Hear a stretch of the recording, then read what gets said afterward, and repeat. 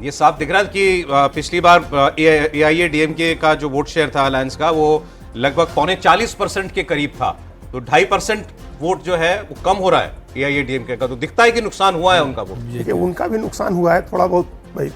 जब एक नया प्लेयर आता है तो वो ऐसा नहीं है कि किसी एक का ही वोट लेगा। एंटी इनकम्बेंसी का वोट तो जाता ही है, लेकिन हम लोग जो लगातार तमिलनाडु देख रहे थे उसमें विजय को लेकर के एक परसेप्शन था कि नॉर्थ तमिलनाडु ऊपर का इलाका जो है, चेन्नई खासतौर से, और उसके साथ होता हुआ डेल्टा के इलाके तक, जो उनका पुराना, हम इस आधार पर कह रहे हैं, कोई हम तमिलनाडु के एक्सपर्ट नहीं है, लेकिन एक फिल्म स्टार के तौर पर जो इनके फैन क्लब्स बने हुए थे, वो फैन क्लब्स इस इलाके में थे, नॉर्थ में और डेल्टा के इलाके में, ईस्टर्न पार्ट में जो तमिलनाडु का है। और उस इलाके में ही DMK, ये स्टालिन की पार्टी का भी असर है।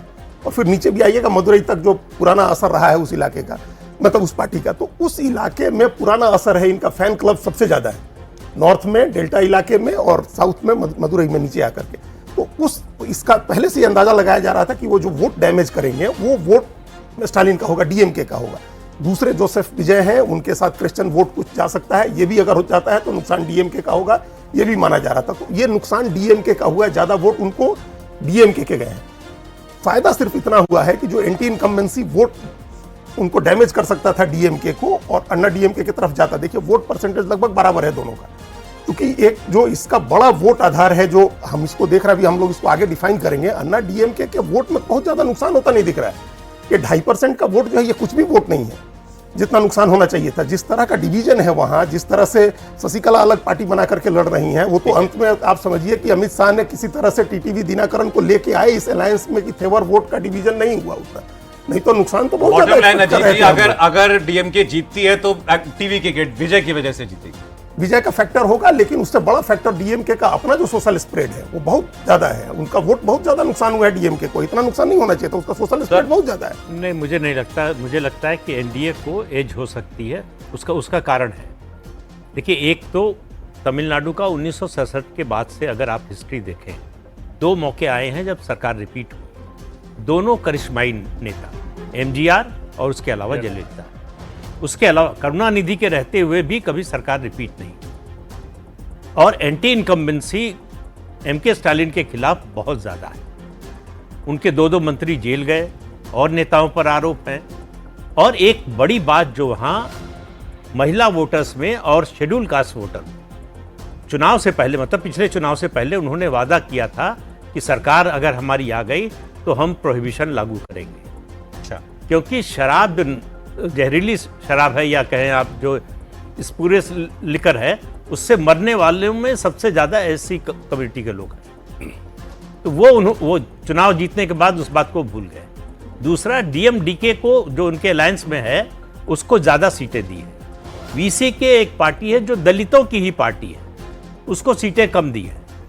तो इसलिए वो जो फायदा उठा सकते थे SC वोट का, उस पार्टी को ज्यादा सीट देकर। आप तो काफी डिटेल में आपने एक्सप्लेन किया। तो एक जो मोटी सी बात दिख रही है इनके सर्वे में, विजय ने एंटी इनकम्बेंसी का वो वोट ले लिया जो AIADMK को जाता। दोनों वोट लिया, एंटी इनकम्बेंसी का भी लिया, क्रिश्चियन वोट और कुछ मुस्लिम वोट। देखिए, स्टार हैं आप, इसलिए आप सक्सेसफुल हो जाएंगे ऐसा नहीं है। हमने कमल हासन का हाल देखा ही। उसके अलावा DMDK के जो नेता थे, कैप्टन क्या नाम था, विजयकांत, वो भी उस तरह से सक्सेसफुल नहीं हुए। रजनीकांत चुनाव में आते आते, मतलब पॉलिटिक्स में आते आते बाहर निकल गए, क्योंकि उनको बताया गया कि आपका फैन क्लब बहुत बड़ा है, लेकिन वो फैन जो है वो वोट में कन्वर्ट होगा इसकी कोई गारंटी नहीं। क्योंकि तमिलनाडु में दोनों द्रविड़ पार्टियां जो हैं, उनका जो वोटर है, एक कोर है, वो बहुत कमिटेड है। केवल फिल्म स्टार हैं, आपको फिल्मों में पसंद करते हैं, इसलिए अपनी पार्टी को छोड़कर आपको वोट देंगे, ये ज़रूरी नहीं। तो इसलिए मुझे लगता है कि अगर माइनॉरिटी वोट ज़्यादा काटा है, अब इन दोनों में है, एंटी इनकम्बेंसी का ज़्यादा काटा या माइनॉरिटी का ज़्यादा काटा, क्योंकि माइनॉरिटी वोट बीजेपी के साथ रहने के कारण AIADMK को मिलना नहीं था। वैसे भी क्रिश्चियन वोट जो है DMK को ही जाता है। उन्होंने लोकसभा चुनाव के बाद जो है एक सार्वजनिक कार्यक्रम में कहा भी, वहाँ पादरी लोग बैठे हुए थे, कि आप लोगों की वजह से हम सत्ता में आए। तो इसलिए, और AIADMK के पास कोई करिश्माई लीडर नहीं है। पलनस्वामी कोई बहुत लोकप्रिय मतलब पूरे प्रदेश में हो ऐसे लीडर नहीं है, लेकिन ग्राउंड पर संगठन का काम जी वो बहुत ज्यादा है।